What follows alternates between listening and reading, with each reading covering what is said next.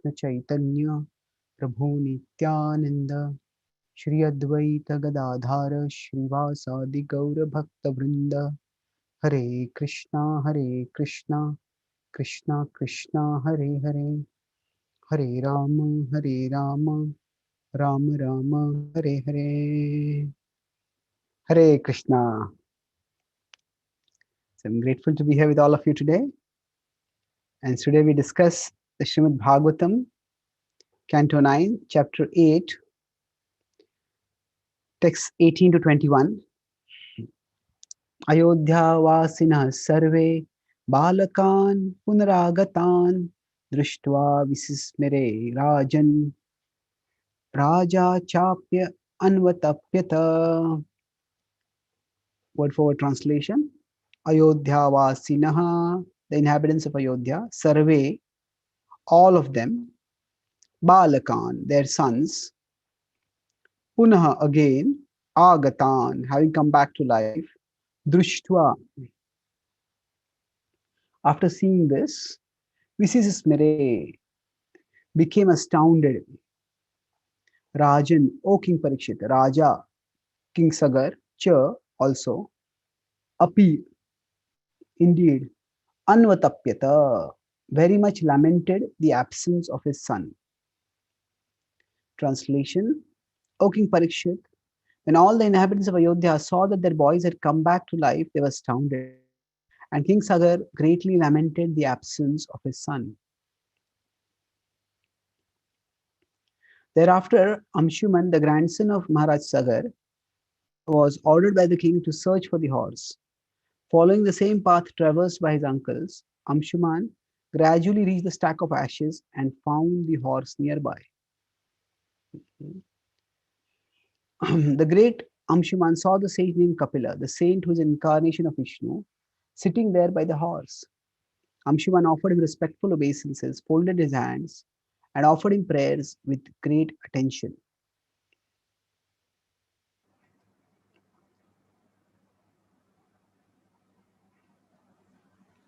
Anshuman said, "My lord, even Lord Brahma is to this very day unable to understand your position, which is far beyond himself, either by meditation or by mental speculation.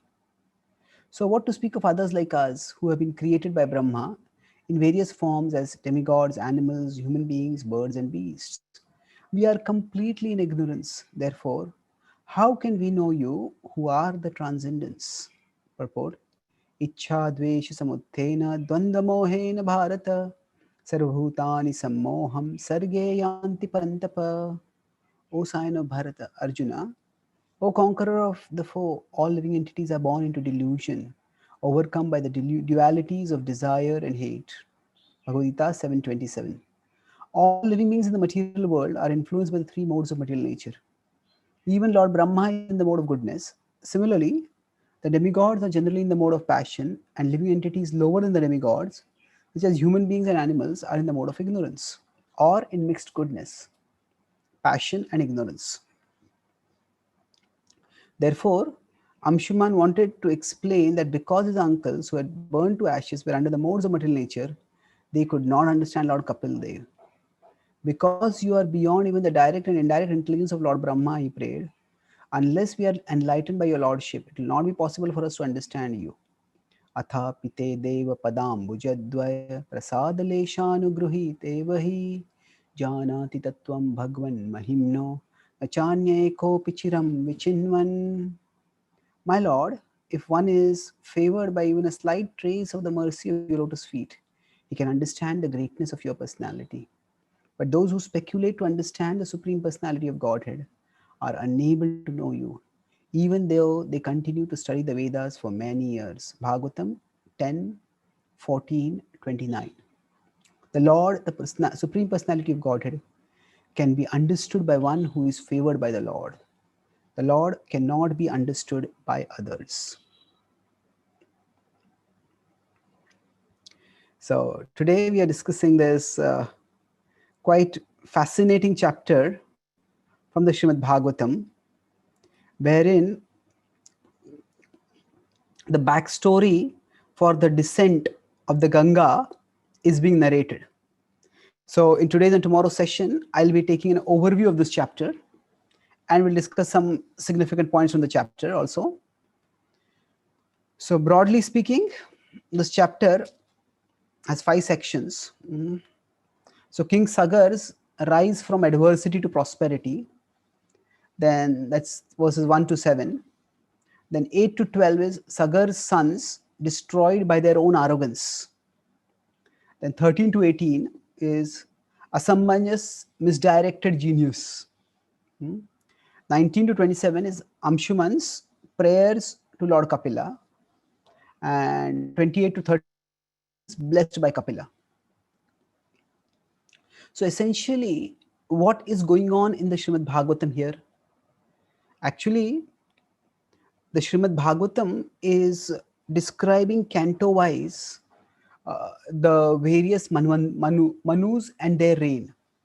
So right now, the current Manu, Vaivasvat Manu's reign is being described, and various descendants in the reign of Vaivasvat Manu are being described. So this dynasty will go on. Eventually, the Surya Vamsha was being described. There are 2 primary dynasties, the Solar dynasty and the Lunar dynasty. The Solar dynasty was where Lord Ramachandra appeared, and we had Lord Ramachandra's pastimes in 9, 10, 11. And then, sorry, this 9. So actually, we will have Lord Ramachandra's pastimes in 9, 10, 11. And then after that, the Chandra Vamsha, the Lunar dynasty will be described. And in the description of the Lunar dynasty, Lord Krishna will appear, and that will be described in the 10th canto. So basically, if you look at it from the broad, just quickly I'll explain this. If you look at it from the chronology perspective, so the Bhagavatam has its own structure going on. So within that perspective, right now, Vaivasvat Manu, and within that, the Lunar dynasty, the Solar dynasty is being described, this Chandra Vamsha, and then these are the events preceding the appearance of Lord Ram. So in each dynasty, there are many glorious characters, but there are some characters who are especially special, especially remarkable, and those are highlighted. So here, the backstory of these generations are being described, and also we will have the appearance of the Ganga as an event that is quite significant. So here, in the dynasty, what happens is remarkable. Let's look at the story overall. Now, Sagar was born amid disaster. So his father, Bahuka, was defeated and he was dispossessed. He was left with nothing. And see, the nature of the world is such that sometimes when adversities come upon us, they come from multiple directions at the same time. And that's what, one problem coming at a time is relatively okay, we can manage it. 2 problems we can manage. But 10 problems come at the same time, it becomes very difficult to manage. So we understand that is like a dark phase we are going through. It is a time when our destiny is putting us through some intense dose of negative karma. So Bahuka, he was a king and he lost his kingdom. First of all, for a king to merely be defeated itself is humiliating. But to not just be defeated, but then to be stripped of everything, not just have some kind of treaty by which some kind of solution is made, but that's worse. And then there was one light for him, that he still had a descendant. One of his wives was pregnant and she was expecting a child. But what happened is that by his we are referring to Sagar. So Bahuka's other wives, they tried to kill him. They tried to kill Sagar while he was still in the womb. So we could say this is an act so heinous that even Kamsa didn't attempt it. Kamsa also waited for the babies to be born, and then he wanted to kill them. And so actually, Bhrunu Hatya, killing of the embryo in the womb, is very grave as a crime. So This is, we could say, not exactly abortion, but it is a forced abortion. The force is not, the mother is not choosing, but it is like somebody else wants to have that child aborted. And that's why they fed poison to the mother. Now, if you see, as I said, fortune is fickle, and we will see that the king can become a pauper by just one change of circumstance. And the Bhagavatam, then we say, what are these stories trying to tell us? Now, these are just events that happen in history. Most of us may not even know about these characters. And if we are thinking about Krishna and we want to remember Krishna, so these historical stories, how are they relevant? Yes, they are relevant in various ways. One is that through these stories, the insubstantiality of material success, material power, material pleasure is talked about. The Bhagavatam, in the 11th canto in the Uddhav Gita, says that Shruti pratyakshamaitihim anumaneshu chatushtayam pramaneshvanavasthanat vikalpat savirajyate, that ultimately that everything in the material world is insubstantial, that we can understand by various sources.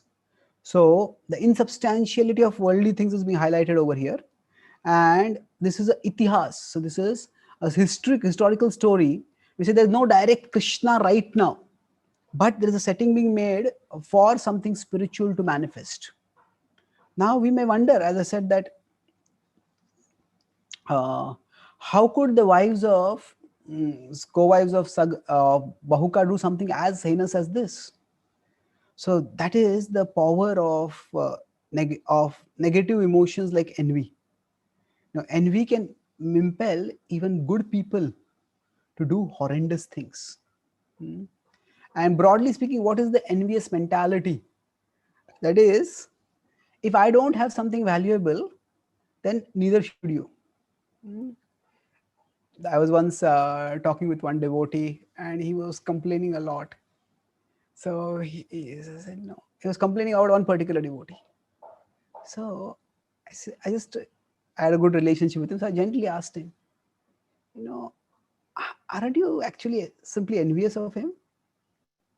He said, no, I'm not at all envious of him. I'm just extremely unhappy that good things are happening to him and good things are not happening to me.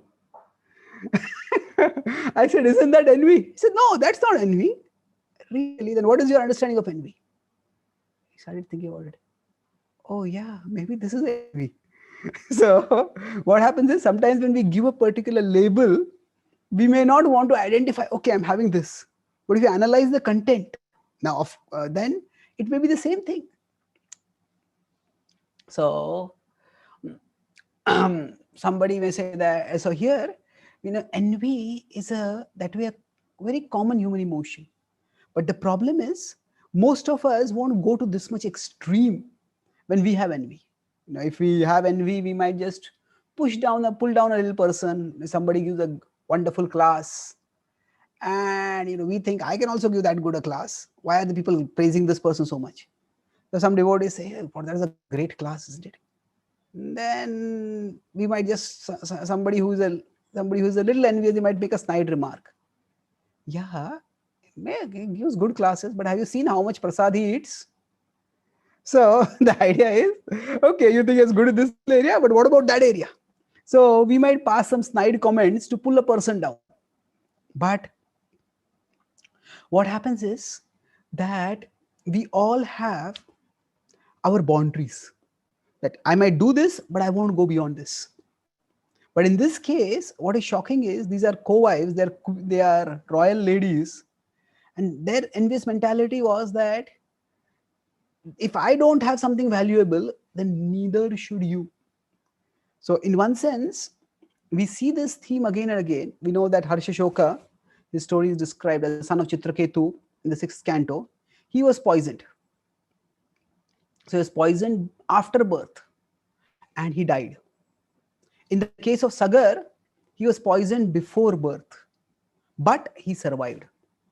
So now different times, different ways incidents can happen. But the broad principle is, see here just the narration is given and it goes on, because The story of Sagar is told elsewhere in the Puranas in much more detail. In the sixth canto, when Harshishoka's death is described, it's described also how how his own stepmothers went to this extent, that the stepmothers can torture. It's one thing. Often the idea of between stepmothers and stepdaughters, there's not always a cordial relationship. This is a universal theme in Western literature. There is a story of Cinderella, where the stepmother is always very harsh and cruel, and it's a sad story. Of course, ultimately she becomes victorious. That's nice, but then it's one thing to humiliate or to deprive or to neglect, but it's another thing to kill. So how does one go to such a level? So there in the sixth canto, the sequence is described. How it happens is that, broadly speaking, how envy leads to hatred. So there is a significant difference in the quality of emotion over here. So envy is, you could say broadly, it means, why do you have something better than me? That's the emotion of envy. And we will see some people who have some things better than us, and we may also feel, why do they have something better than me? But hatred is a categorically different emotion. It is that, I can't tolerate your success, even your existence itself. So hatred is a far more serious emotion. So how can you be so successful? How can you have so much? So what will I do? I will destroy you. So how does one go? Envy, as I said, is universal emotion. Is hatred universal? Well, if we were asked, do you hate someone? Say, okay, I'm angry with some people, but hating is a very strong emotion. So what happens is, it largely depends on our definition. So our actions are determined by our definition of happiness. That if I think my happiness is in your unhappiness, then to make you unhappy, I will do anything. Now we may say, why would I define my happiness in terms of others' unhappiness? But that's the nature of envy. That I once saw the ad of a car, and the ad said that basically, buy this car and enjoy the envy in your neighbor's eyes. Enjoy the envy in your neighbor's eyes. I was thinking, what a pathetic standard of enjoyment. Now we can enjoy various things, but it's enjoying the envy. Now tomorrow, if your neighbor buys a better car than you, then what is going to happen? The neighbor will enjoy the envy in your eyes. It's so fickle. But what happens is, when we think that something is the source of happiness, as living beings, we can't live without happiness. So we are happiness seeking beings. And if something seems to obstruct our happiness, and not just our happiness, there can be many different kinds of happiness. Say, I want to eat some dessert, and somebody else takes away the dessert. I might be annoyed. But that's a small source of pleasure. But if there is something which is a foundational source of happiness for me, and if something or someone threatens that, then I start feeling, what is the point? I mean, I can't allow this other person to live. So if our foundational source of happiness is threatened, then what happens is,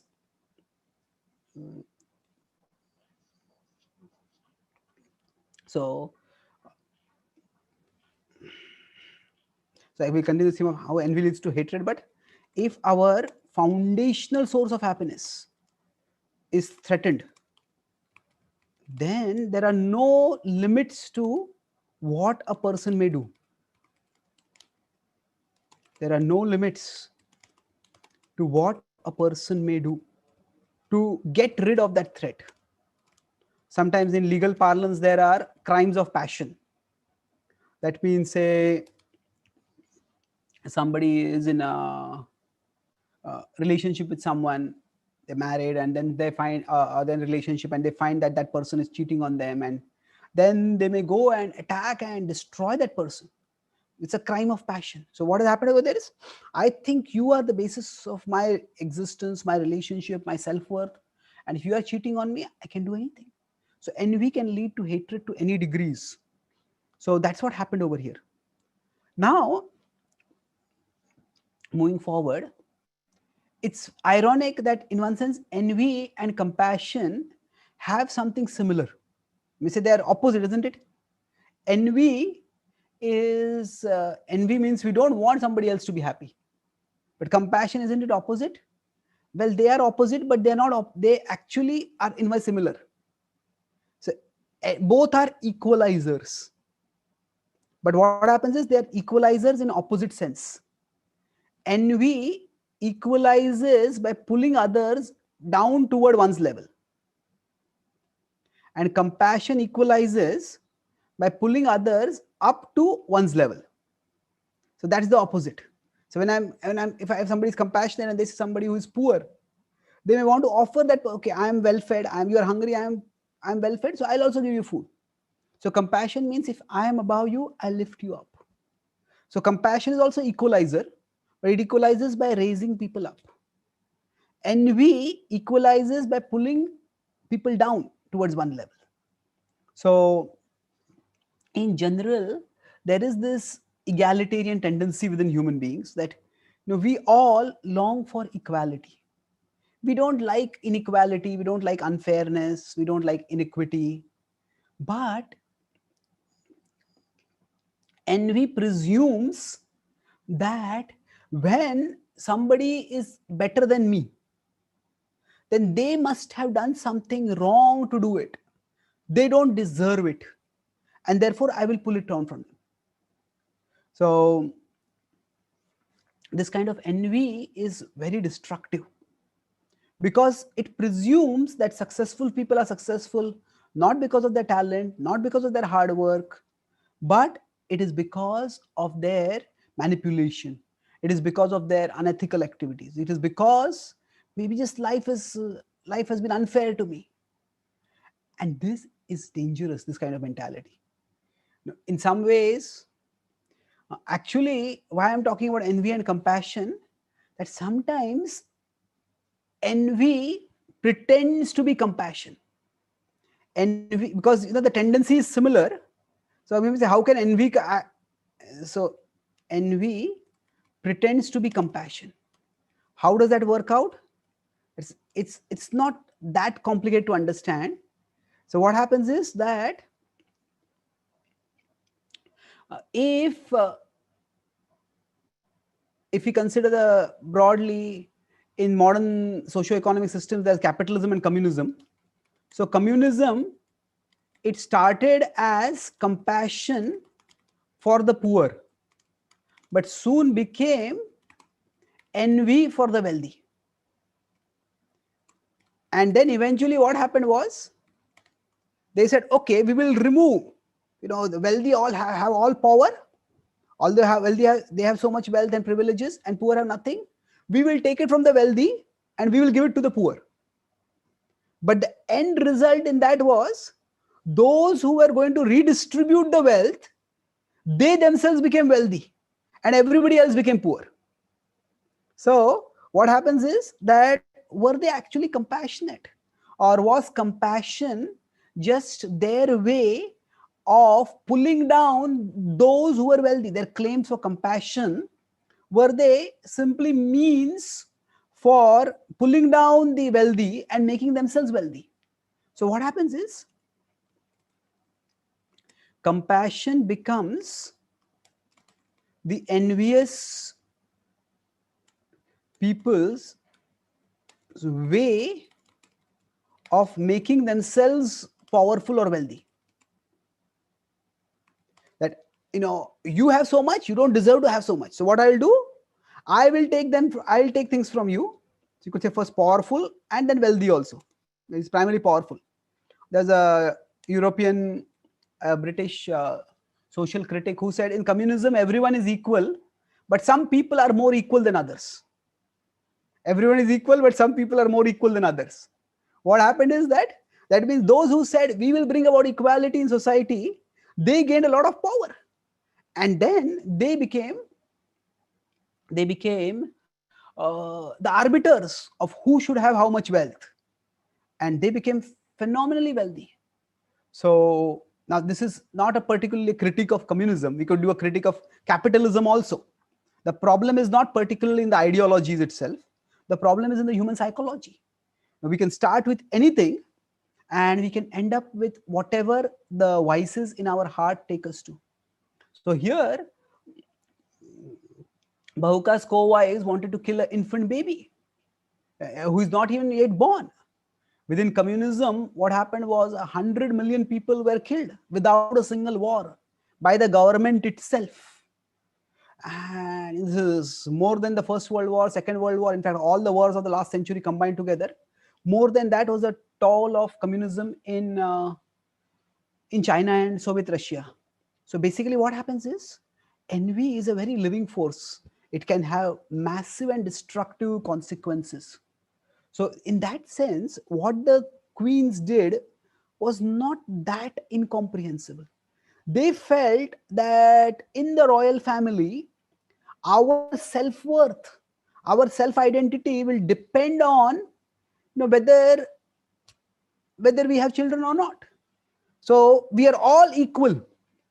How are we equal right now? That none of us has a child. So the queens, or rather the co-wives, not the queen, the co-wives mentality, that say in traditional society, especially in the royal family, having a successor is very important, so that the lineage goes on, the dynasty goes on. So we all are equal because none of us has a child. But if one of us has a child, then what happens? Then that particular queen will get all the attention, and we will have no worth. The rest of us will have no worth. So what do? Envy equalizes downward. So what it means? Why should any of us have a child? So we will kill her child. And that way we will all stay equal. Now they didn't think about the big picture. That we are a part of a royal family. We have royal responsibilities. The king needs a son. King needs a successor. But that's how the mind works. See, the mind can justify anything. And that's why if we want to make sure that we don't do wrong things, it's important that we regularly examine our definition of happiness, because our definition of happiness determines our definition of what will be acceptable and unacceptable. So for them, their definition of happiness was, you should have a child. Then I should have a child. If somebody else has a child, they thought it's taking away from me. So that's how we can make some sense of the heinous act that they did over there. Now, what happened was, despite all this, Sagar was born. Now, Sagar's story, Sagar, so that means, Gar means poison. So Sagar means one who is born with poison. So born with poison, it literally means there was poison in his mother's womb that had been put there, and somehow he survived and he was born from there. But it also means that he was born in very difficult circumstances. So the name is not Sagar. Sagar is a different word. Sagar means ocean or sea specifically. That's a different word. That's also a proper noun. That's also a name in Sanskrit. But his name is Sagar. So now all of us, destiny plays a significant role in our lives. So none of us can change where we came from. Where we came from means that in what situations we were born, in what dynasty we are born, in what past karmic baggage we bring when we come to a new life. But we can change where we go. So Sagar, although he was born in very desperate situation. There was an assassination attempt on him even before he was born. He survived. And then he regained the kingdom.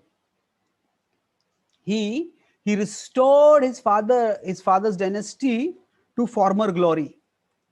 And in this way, he actually is considered an illustrious hero. And now what happened was, how much fortune can change from generation to generation, that is actually remarkable. So Sagar's father Bahuka, he was in prosperity, he went into poverty. So from prosperity to poverty, that was his life's journey. Sagar's life journey was from poverty to prosperity. He was born in poverty, but he grew to prosperity. But then what happens is that genealogy alone doesn't determine our psychology, and our psychology alone doesn't determine our destiny. So that means that that in which dynasty we are born, that affects our thought process, but that alone doesn't determine our thought process. Two siblings may be born in the same family, same dynasty, but they may have very different attitudes toward life. And ultimately, our past doesn't determine our future. So we could say that each dynasty or each generation has its own trajectory. So as I mentioned, Sagar's father, his journey was from prosperity to adversity. So then Sagar's journey was from adversity to prosperity and power. But then Sagar's sons, unfortunately, they went in a completely opposite direction. So they grew up in power and prosperity, but they became arrogant. This is the nature of the mind, that what happens is, if we regularly have something, we start believing that we deserve it, that we are entitled to it. Now we may have done nothing to earn it, but if we just regularly have it, we believe that yes, we are entitled to it. So that's the way the human mind works. And that entitlement mentality is, we could say, the basis of arrogance, of pride, and of self-destructive mentality. This is what happened to Sagar's sons. They started believing that we are entitled, we are powerful. And from there, things started going wrong. It was their arrogance that started leading to destruction. So now what happened is Sagar, he now gained power and prosperity. He had sons. So he decided to perform a fire sacrifice, the Ashwamedha Yajna. And when he was about to perform the sacrifice,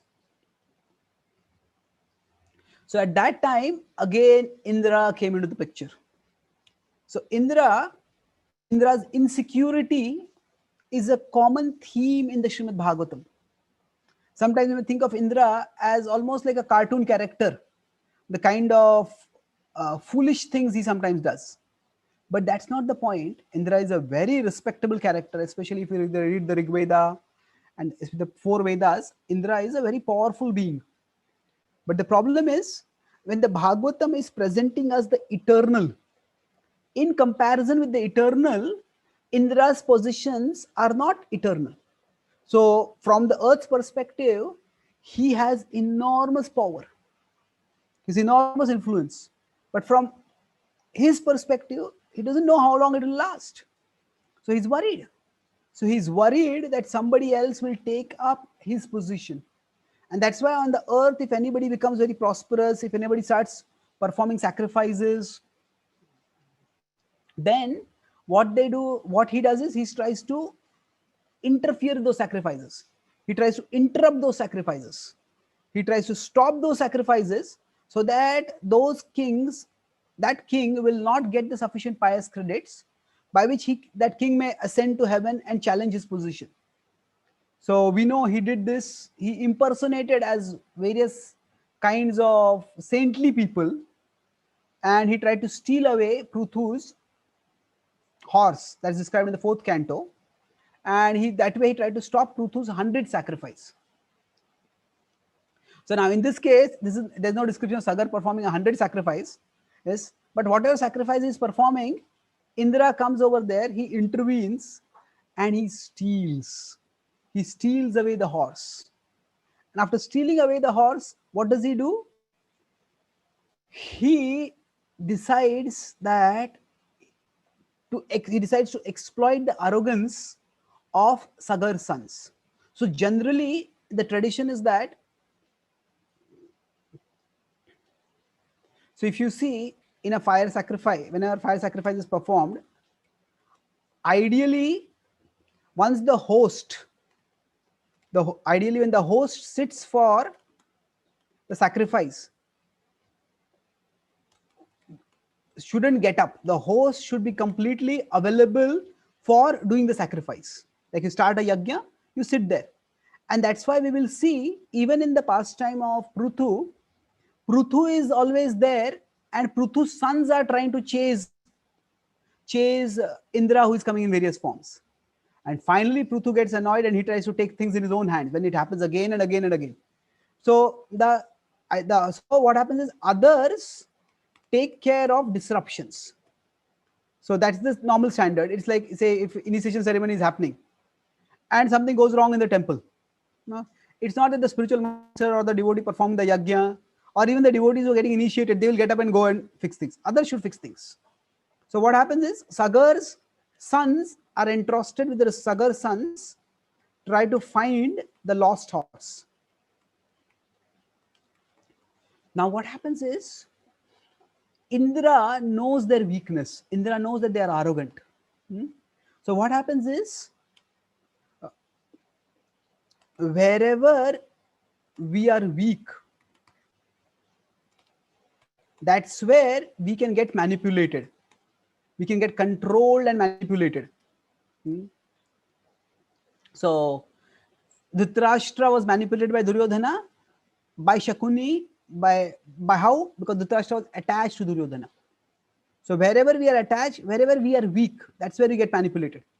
Now, if somebody has an injury on their hand and somebody wants to hurt that person, they may hit that person other places, they won't hurt that much. But if somebody is already injured, they hit that person there, he will be hurt much more.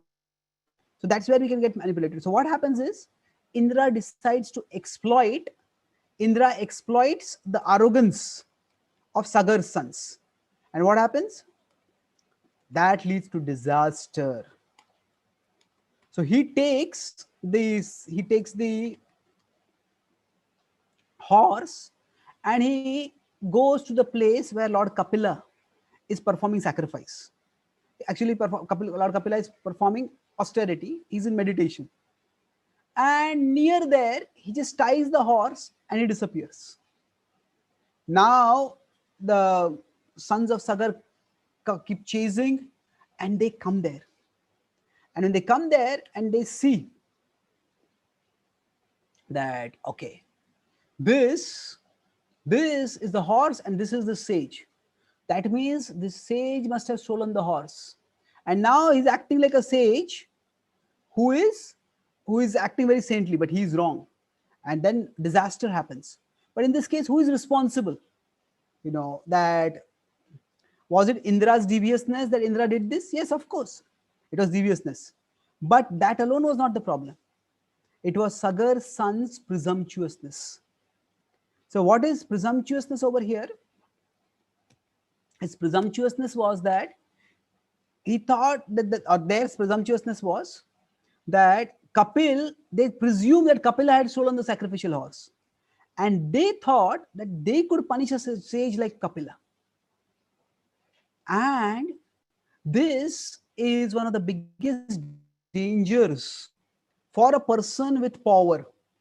Now, in different situations in life, there are different temptations that come. So, temptation of the powerful is, you could say, the temptation to punish. Let me say, how can there be a temptation to punish? That means if I suspect that someone has done something wrong, then I presume that I have the right to punish that person. And this was the temptation that Ashwathama succumbed to. Ashwathama, at the end of the Kurukshetra war, what he did was he massacred all the Pandava soldiers. He killed night carnage, the night massacre it was. And how did he do this? Now, normally, no self-respecting warrior or no warrior, even with the conscience, would attack someone who is sleeping. In the past, wars were like sports. They were tests of skill and strength. So test of skill and ability and grit and will. So you fight in a fair fight and try to win. So killing somebody in while they're sleeping is antithetical. But why did they do that? Because he thought that the Pandavas killed my father unfairly, so I can kill them unfairly. So I have the right to punish them. Now, yes, you may have the right to punish them, but the problem is that where is the temptation over here? See, punishment needs to be, first of all, there has to be a due process, and then after the due process, there has to be proportionate punishment. So temptation, what the temptation does is, the temptation rejects due process and it rejects proportionate punishment. So proportionate punishment, that is rejected by the temptation. That means what? That now in the case of Ashwathama, it was one person, Drishtadyumna, who had killed Drona. And it is not only Drishtadyumna who had killed Drona, but also at that time actually Arjuna and Yudhishthira had called to Drishtadyumna, stop, don't kill Drona like this. And in fact, there was an infighting between the Pandavas because Arjuna was enraged at the way his father had been killed. His teacher had been killed. But what happened is, Ashwathama rejected the principle of proportionate punishment. He could have killed Drishtadyumna, but he killed everyone.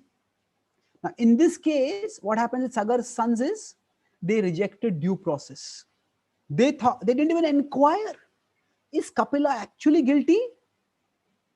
They just presumed, oh, he's here, that means he must be guilty. And that temptation comes not just from being powerful, but it is actually powerful and arrogant. As you say, power corrupts, and absolute power corrupts absolutely. So when somebody has power and then they become arrogant because of the power, then that's where they can do terrible things. So I'll conclude with one point. See, the more arrogance is actually our enemy. The more we overestimate our power of judgment, our power of doing things, the more we undermine our prospects, the more we put ourselves in danger. So how their arrogance caused their self-destruction, we will discuss in tomorrow's session. And then we will continue on, complete the full chapter tomorrow. I'll quickly summarize. So today we are discussing the 9th canto, an overview of the 8th chapter, and I discussed mainly 3 themes. First is about how Sagar was born in adversity, and when he was born in adversity, still he grew to prosperity. So how fortune is fickle. His father went from being a powerful king to penniless, and he went from being penniless to poverty to prosperity. But before that, he was attempted to be killed. So envy equalizes downward, compassion equalizes upward. But envy sometimes masks itself as compassion. And I want to do benefit to the poor, but I end up being envious of the wealthy, and I simply take from the wealthy for myself. That's the history of, to a large extent, the history of communism. And everybody has envy.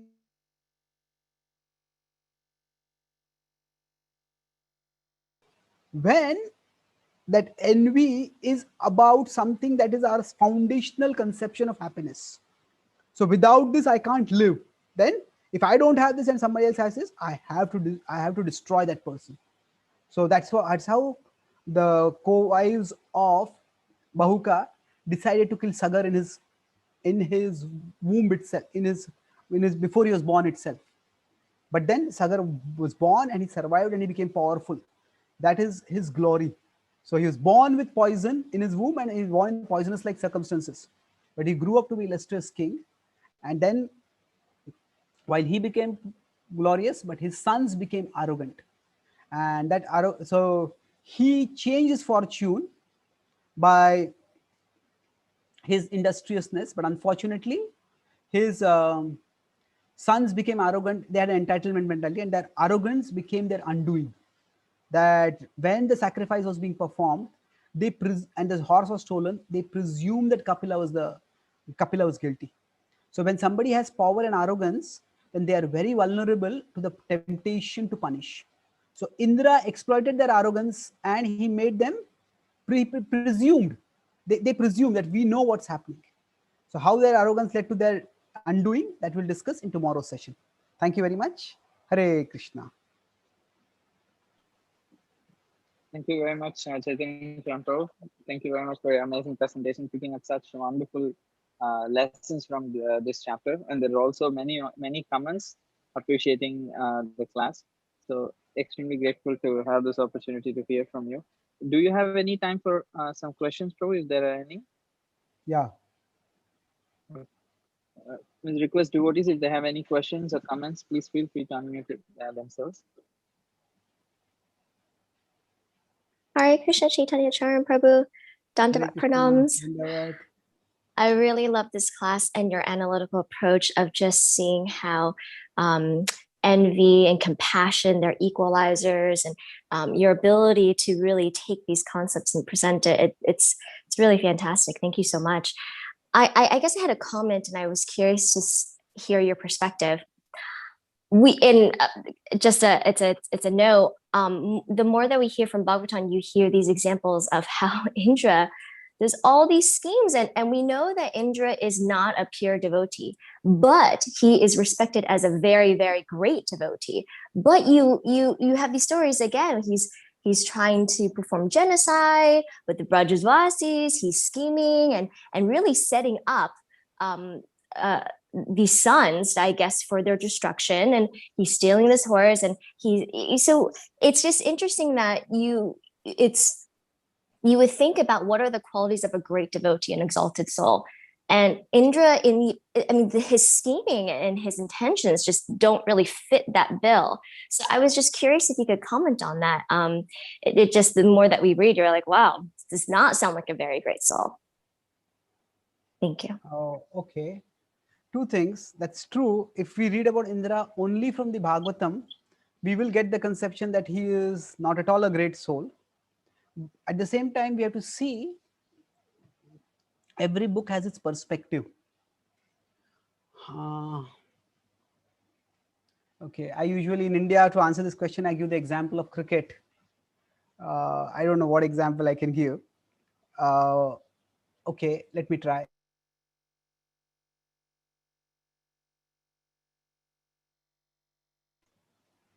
A particular skill or the strength of a particular thing is to be demonstrated. The Bhagavatam is demonstrating the glory of Bhakti.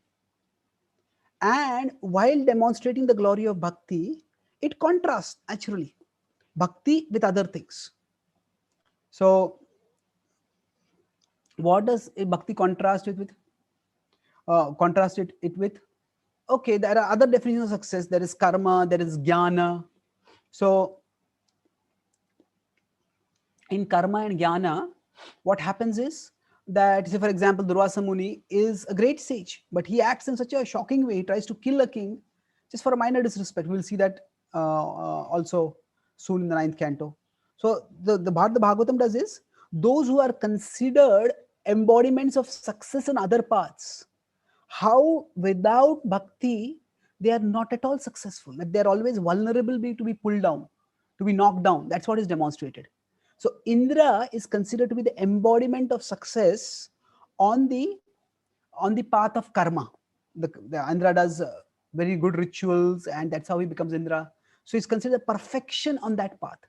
But even somebody who is topmost successful on that path, on the how that person is vulnerable to temptation and illusion, that's what the Bhagavatam is illustrating. So I'm not able to think of any other example.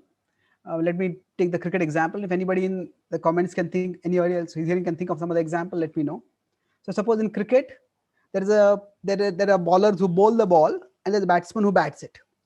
So now suppose there is a video which is teaching how good, say, a particular kind of ball is. It just completely baffles the batsman, bamboozles the batsman, and then say the bowler bowls a particular ball, say googly, just completely baffles the batsman.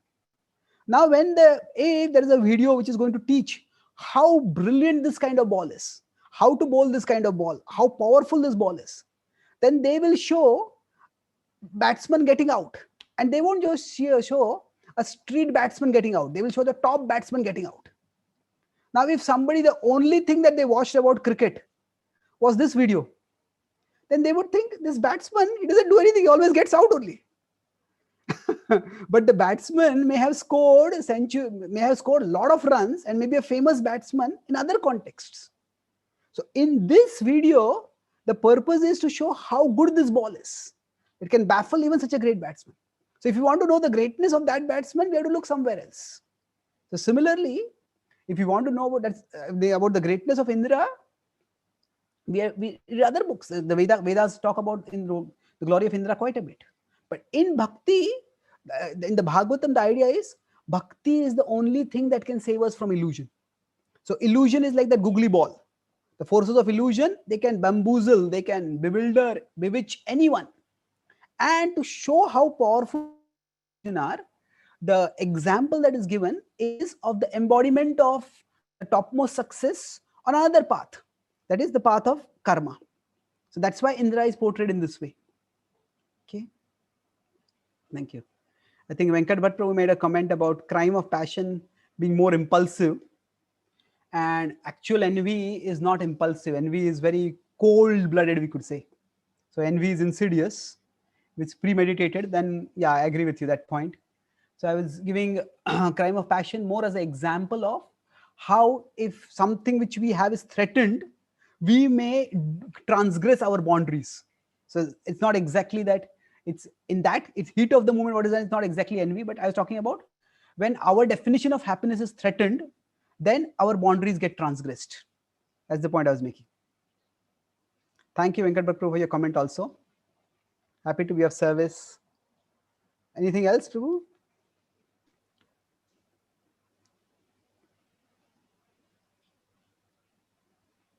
Hare Krishna.